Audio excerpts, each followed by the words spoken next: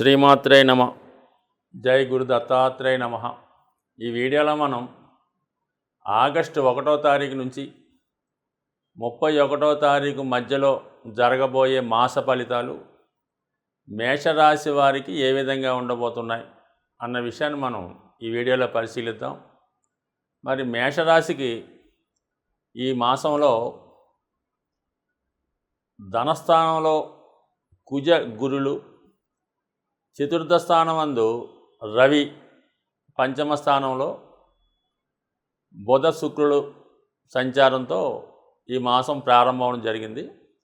ఇంకా దీర్ఘకాలంగా ప్రయాణించే గ్రహాలు లాభస్థానంలో శని భగవానుడు సంచరిస్తూ పూర్వభాద్ర నక్షత్రం అనే గురువుకి సంబంధించిన నక్షత్రంలో ప్రయాణించడం జరిగింది. ఇది ఈ రాశి వారికి ఒక అదృష్ట యోగాన్ని ఇచ్చే కాంబినేషను. ఎందుకంటే మనకి లాభస్థానంలో ఉన్నటువంటి శని భగవానుడు భాగ్యాధిపతి యొక్క నక్షత్రంలో సంచరిస్తూ ఉంటే, ఆ గురువు ధనస్థానంలో సంచరిస్తూ జాతకుడికి ధనయోగాన్ని, కుటుంబ సౌఖ్యాన్ని, తన యొక్క వాక్చాతుర్యాన్ని పెంచే విధంగా ఇచ్చే అవకాశం ఉంటుంది. ఇక మనకి 12వ స్థానంలో రాహుగ్రహ సంచారం. ఏ గ్రహం ఎలా ఉన్నా సరే మేషరాశి వారికి బాగా ఇబ్బంది పెడుతున్నటువంటి గ్రహం వ్యయస్థానంలో ఉన్నటువంటి రాహుగ్రహం. మరి ఈ రాహుగ్రహం ఉత్తరాభాద్ర నక్షత్రం మీదకి మారడం జరిగింది. అంటే శని పరిపాలించే నక్షత్రం మీదకి రావడం వల్ల, మరి శని భగవానుడు ప్రస్తుతం 11వ స్థానంలో ఉండడం వల్ల ఇది కొంతకాలం వరకు, అంటే గతంలో ఉన్నటువంటి స్థితి కన్నా ఈ నెలలో రాహు స్థితి కొంతవరకు ఈ మేషరాశి వారికి అనుకూలమైన ఫలితం ఇవ్వబోతుంది. మరి ముఖ్యంగా ఇది పారిశ్రామిక రంగంలో ఉన్న వాళ్ళకి చాలా అభివృద్ధికరంగా ఉంటుంది. అలాగే మరి కంప్యూటర్ రంగంలోను, సాఫ్ట్వేర్ రంగం, అలాగే సినిమా పరిశ్రమలో ఉన్న వాళ్ళకి కంపల్సరీగా కొత్త అవకాశాలు రావడం జరుగుతుంటుంది. యాస్టీజ్గా మనకి మరి గోచారీత్యా కూడా వాస్తవంగా శని భగవానుడు ముందుకెళ్తూ మీనరాశిలో ఉన్నటువంటి రాహుని కలిసే ప్రయత్నం చేస్తే, రాహు వెనకకు ప్రయత్నం చేసుకుంటూ కుంభరాశిలో ఉన్నటువంటి శనిని కలవడం ప్రయత్నం చేస్తుంది. అంటే శని రాహుకి ఇది కుంభరాశి స్వక్షేత్రం. ఈ కారణం వల్ల ఏంటంటే పారిశ్రామిక రంగం చాలా అభివృద్ధికరంగా ఉంటుంది. అలాగే మరి వినియోగదారుల యొక్క, అంటే ప్రజల యొక్క, ముఖ్యంగా మేషరాశి వారి యొక్క ఆదాయం పెరుగుతూ ఉంటుంది. అంటే విదేశ సంబంధించినటువంటి ధనం రావడం, జాతకుడు ఏదో విధంగా తన సంపాదించడాన్ని పెంచుకునే ప్రయత్నం చేయడం జరుగుతూ ఉంటుంది. ఈ కారణంలో కంపల్సరిగా జాతకుడు విజయం సాధించే అవకాశం ఉంది. దానికి అదనంగా శని భగవానుడు వక్రించి ఉండడం వల్ల కంపల్సరిగా గతంలో చేసినటువంటి వర్కింగ్ అవర్స్ కన్నా అదనంగా రోజుకి ఇంచుమించుగా 12-16 గంటలు వర్క్ చేసే విధంగా జాతకుడికి సామర్థ్యం వస్తుంది.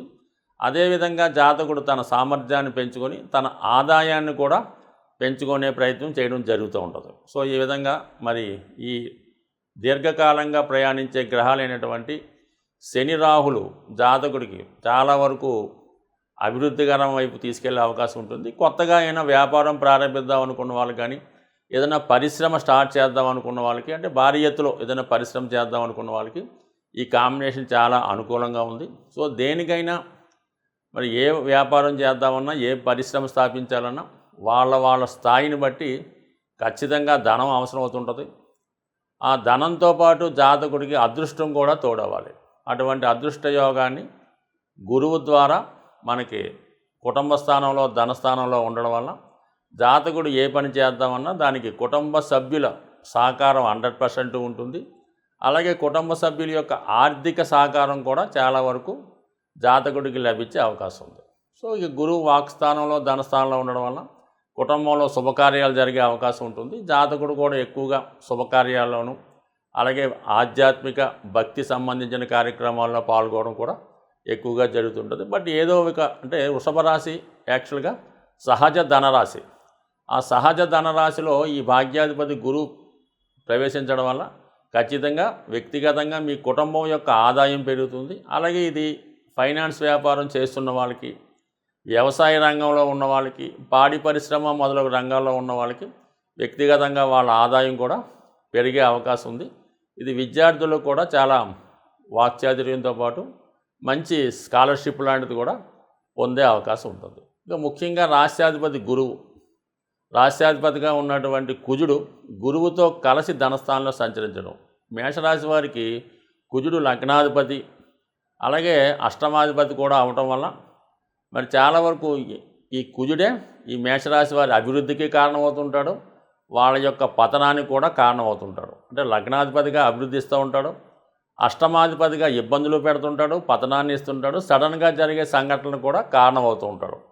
సో ఏదన్నా జాతకుడు తన సెల్ఫ్ మిస్టేక్స్తో స్వయంకృత అపరాధంతో నష్టపోయే అవకాశాలు ఎక్కువగా ఉంటాయి. అటువంటి కుజుడు అష్టమాధిపతిగా ధనస్థానంలో ఉండడం జాతకుడికి ఆకస్మిక ధనలాభం కలిగే అవకాశం ఉంది. అది భూముల ద్వారా అవ్వచ్చు, లేదంటే కుటుంబంలో ఎవరికైనా అనుకూలంగా ఉండడం వల్ల వాళ్ళు జాతకుడు సహకరించవచ్చు, లేదంటే మీ పెద్దల ఆస్తి ఏమైనా మీకు రావడం కానీ, మీ యొక్క స్థిరాస్తుల విలువ పెరగడం వల్ల అకస్మాత్తుగా మీ యొక్క కుటుంబ సంపద పెరుగుతుంది. వ్యక్తిగతంగా దాంట్లో మీ భాగంగా మీ యొక్క వ్యక్తిగత సంపద కూడా పెరిగే అవకాశం ఉంది. అలాగే మీరు కుజుడు వాక్స్థానంలో ఉండడం వల్ల కొన్ని సందర్భాల్లో కుటుంబ సభ్యుల మధ్య విరోధాలు వచ్చే అవకాశం ఉంది. మీరు చాలా అథారిటేటివ్గా ప్రయత్నించడం వల్ల, కొన్ని సందర్భాల్లో కఠిన నిర్ణయాలు తీసుకోవడం వల్ల కుటుంబ సభ్యులు కొంత బాధపడే అవకాశం ఉంటుంది. కాబట్టి ఏదైనా మాట్లాడే విధానంలో సౌమ్యంగా చక్కగా మాట్లాడడం అనేది చాలా వరకు జాతకుడికి అనుకూలించే అంశం. మరి ప్రస్తుతం ఈ గ్రహాలు ఎలాగుంటే మరి ఇంచుమించుగా ఆగస్టు 16వ తారీఖు వరకు రవి చతుర్థ స్థానంలో ఉంటూ కొంతవరకు మీ కుటుంబంలో స్త్రీలకి అనారోగ్యం లాంటివి కలిగే అవకాశం ఉంది. ముఖ్యంగా తల్లిగారికి ఏమైనా హెల్త్ ప్రాబ్లమ్స్ వచ్చే అవకాశాలు ఉన్నాయి. ఆగస్టు 16 తర్వాత రవి పంచమ స్థానంలోకి రావడం వల్ల అక్కడ ఉన్నటువంటి శుక్ర బుధ గ్రహాలతో కలిసి ఉండడం వల్ల ఒక విధంగా అద్భుతమైనటువంటి ఉన్నత విద్యాయోగం ఏర్పడుతుంది. ఇది ఉన్నత స్థాయిలో విద్యార్థులకి చాలా అనుకూలించే అవకాశం ఉంది. సో ఏదైనా ఈ వారం, ఈ నెల మొత్తం ఈ మేషరాశి వారికి చాలా అనుకూలంగా ఉంది. యాస్టీజ్గా 1000 స్థానంలో రాహు అంటే స్పెక్యులేషను, ఈజీ మనీ కోసం ఆశపడొద్దు. మిమ్మల్ని మోసం చేసేవాళ్ళు తరచూ మీ వెంటే ఉంటారనే విషయాన్ని మాత్రం మీరు సర్వదా గ్రహించండి. సాధారణంగా ద్వాదశ రాశుల వారికి కూడా ఎక్కువ సమస్యలు అన్నది రుణ సమస్యలు ఎక్కువగా ఇబ్బంది పడడం జరుగుతూ ఉంటుంది. ఆ రుణ సమస్యల పరిష్కారానికి మరి ఈ నెలలో మీకు చాలా సక్సెస్ఫుల్గా 100% జరిగే రెమెడీ ఒకటి మీకు చెప్పడం జరుగుతుంది. అది జాగ్రత్తగా మీరు చేయడం వల్ల ఈ రుణ సమస్యల నుంచి బయటపడే మార్గం కనబడుతుంది. దానికి ఏం చేయాలంటే మీరు మంగళవారం రోజు సింధూరం, అంటే మామూలుగా ఒక మంచి సింధూరం ట్రై చేసుకోవాలి. మనకి మామూలు చిన్న చిన్న పూజా స్టోర్లో దొరికే కల్తీ సింధూరం కాకుండా కొంచెం ఫేమస్గా ఉన్నటువంటి దాంట్లో షాపుల్లో మంచి సింధూరం అనేది లభిస్తూ ఉంటుంది. దానికి అంటే మీరు మనం చేయట్లేదు, ఆ టెంపుల్లో పూజారి గారికి ఇవ్వడం వల్ల ఆ సింధూరంకి మామూలుగా ఈ సంపంగి నూనె అని, మల్లె నూనె అని బాగా మంచి స్మెల్ వచ్చే ఆయిల్స్ ఉంటాయి. దొరికితే చామంతి నూనె, లేదంటే మల్లె మొగ్గల నుంచి తయారు చేసిన నూనె, లేదంటే సంపంగి నూనె. అది కొంతవరకు కొంత ఖరీదైనా కూడా ఎంతైతే మరి ఆంజనేయ స్వామి యొక్క విగ్రహం ఉంటుందో ఆ విగ్రహానికి చక్కగా ఈ సింధూరం, ఆ సుగంధ తైలం కలిపి మొత్తం లేపనంలా చేస్తారు. మనకి ఇక్కడ ఆంధ్ర తెలంగాణ ప్రాంతంలో అయితే దాన్ని అభిషేకం అంటారు. ఆ విధంగా సింధూరంతో ఈ తైలం కలిపి ఆంజనేయ స్వామి విగ్రహానికి సంపూర్ణంగా అలంకరించడం వల్ల, అలంకరించిన తర్వాత తమలపాకుల మాల స్వామికి అర్పించిన వల్ల ఖచ్చితంగా మీకు దాని తర్వాత ఏం చేయాలంటే మీరు అది ఆలయమైనా, బయట ఉన్నటువంటి ఆంజనేయ స్వామి ఆలయమైనా 108 ప్రదక్షిణలు చేయవలసి ఉంటుంది. ఎలాగా? చాలా అతి వేగంగా ఆంజనేయ స్వామి ఎంత వేగంగా ప్రయాణిస్తాడో మీ యొక్క ఓపికను బట్టి 108 ప్రదక్షిణలు అతి శీఘ్రంగా చేయడం వల్ల మీలో ఒక శక్తి ఆవహించి రుణ సమస్యలు ఉన్న వాళ్ళకి రుణ సమస్యలు తీరే మార్గం కనబడుతుంది. అలాగే ఉద్యోగ ప్రయత్నం కూడా దీనివల్ల ఫలించే అవకాశం ఉన్నది.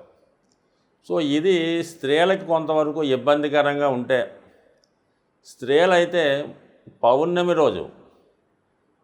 రోజు పొద్దున్న నుంచి సాయంకాలం దాకా ఉపవాసం ఉండగలిగిన వారు ఉపవాసం, లేని వాళ్ళు ఏదైనా ఫ్రూట్స్ లాంటివి తీసుకొని, మరి పౌర్ణమి నాడు వెన్నెల ఎక్కువగా ఉంటుంది కాబట్టి వెన్నెల అంటే చంద్రోదయం అయిన తర్వాత వీలైతే మీరు తెలుపు రంగు వస్త్రాలు, మామూలుగా ట్రెడిషనల్ వస్త్రాలు అవ్వచ్చు, మామూలుగా మీరు లోకల్గా వేసుకున్నటువంటి పంజాబీ డ్రెస్ లాంటిది కూడా అవ్వచ్చు, తెలుపు రంగు వస్త్రాలు ధరించి అమ్మవారికి పాయసం నైవేద్యంగా పెట్టాలన్నమాట.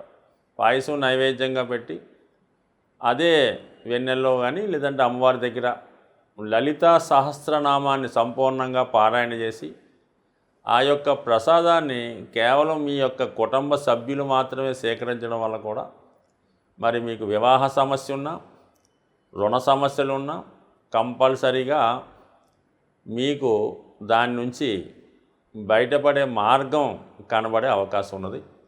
సో ఇది ఒకటి వివరంగా చేయండి.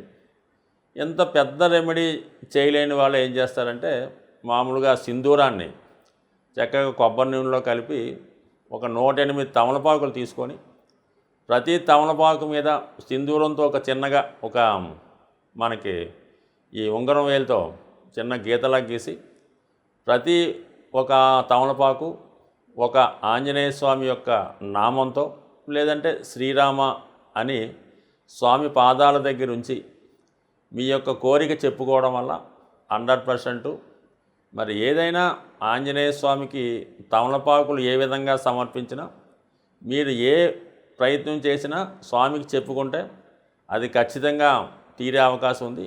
అది ఒకటి న్యాయబద్ధంగా ఉండాలి తప్ప అన్యాయబద్ధంగా ఉంటే మాత్రం అది తిరిగి మీకే ప్రమాదం అయ్యే అవకాశం ఉంది. స్వస్తి.